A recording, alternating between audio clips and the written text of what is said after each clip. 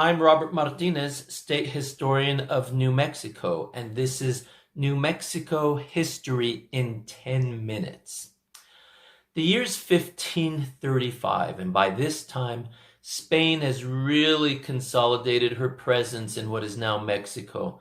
Back then it was called Nueva España, New Spain.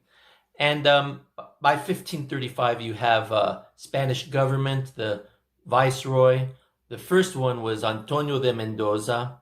And you also have the church presence. The first bishop of Mexico City was Fray Juan de Zumárraga. So you have this shift away from the era of the conquistador, where these powerful men were creating their own empires, really, wealth, power, and were considered a bit of a threat to the crown in Spain. Remember, the Spanish monarch was absolute monarchy. They had that divine right concept, the notion that God chose them to rule. And so any challenge to that was dealt with swiftly. Cristobal Colon, Christopher Columbus, was taken back to Spain in chains, arrested when he got to be a little bit too arrogant. That happened to Hernan Cortez. He was also taken back to Spain in chains, arrested. The story goes that when he was in Spain, he was trying to reclaim his former glory, Hernan Cortez, and supposedly when the king, Carlos V, Charles V, was leaving his royal palace in his carriage, there was a huge crowd screaming, yelling, glorifying him, and this ragged man with tattered clothes, long, dirty hair, unkempt beard, approached angrily, as you can imagine, violently even, the coach, and his guards, the king's guards, kept him at bay, kept him away. Well, the king said, no, let him say what he has to say. And when he approached the king asked him, who are you, señor? Who are you? And Cortés supposedly responded, Your Majesty, I'm the man who gave you more kingdoms than your father left you towns.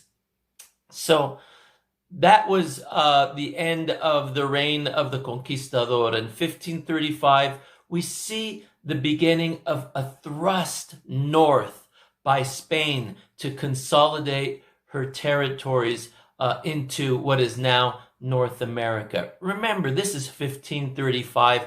There is no United States of America. There is no British presence in North America.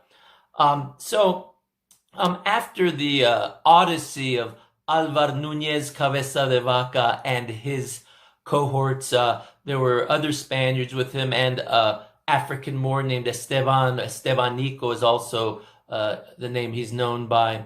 By this time, there's some real interest in the northern lands. There's stories of people, communities, maybe even cities. Remember, there's that legend from the 700s in Spain of 7 bishops leaving west to establish 7 cities of gold on an island, a magical island. And so this idea, while fantastical to us and probably the people at that time, once the Spaniards encountered Tenochtitlan, La Ciudad de Mexico, it becomes known as the City of Mexico, it doesn't seem that far-fetched.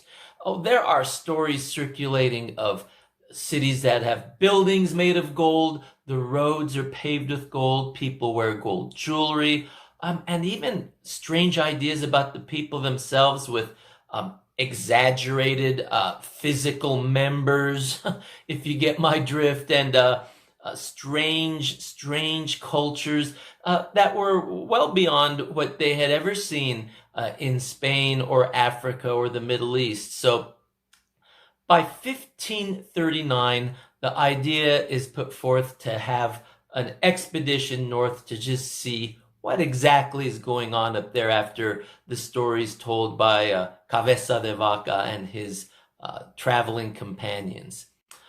Interestingly enough, the leader of that expedition in 1539 was a priest. Fray Marcos de Niza, Friar Mark of Nice. We believe he was French. He took with him Spanish soldiers, and he took Esteban with him, Estebanico.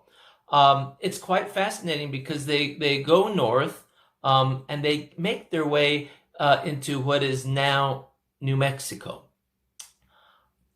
This is the first encounter, at least official encounter, between Spain and who we now call the Pueblo people, the Puebloan Native Americans. What happens is Fray Marcos, he sends Esteban about a day ahead, and he tells him, let me know what you see. Let me know what you find. If you find nothing, send back a tiny little wooden cross, and I'll know not to proceed forward. If you send a medium-sized cross, then I'll know that there's something to consider. There's hope. If you send a large cross, that means there's a lot of gold up there. There's people to convert. So this is what happens. 1539, Esteban, the Moor, the African, he encounters the people at Zuni Pueblo. Think about this. He's African. His soldiers are Spanish. The expedition is led by a French priest. There are Pueblo Native Americans. This is an international incident. The story goes that Esteban approached the Pueblo walking, dressed in his African clothing. Clearly, he looked very different from the Puebloan people. And let's be very clear, the first official representative of Spain to the Pueblos was an African. So African history in New Mexico starts in 1539. The story goes he walked slowly towards the Pueblo, and they didn't know what to think of him. They thought him perhaps a god. They sprinkled cornmeal in his path as he walked slowly. For the Puebloan people, corn was and is a very sacred element, not just to consume and eat, but to bless. So he walked and was welcomed. They didn't know what to do about Esteban. They housed him, gave him food and drink, and they wondered, is he a god? Is he all-powerful, or at least very powerful, more powerful than us? They figured out rather quickly when they saw how he consumed food and drink and women like a man, that he was just that, a man.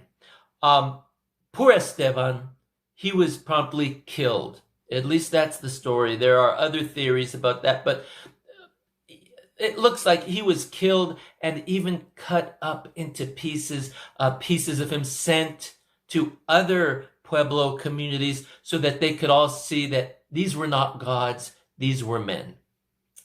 Well, how about Fray Marcos de Niza? The story goes that he approached the Pueblo and saw a city of gold.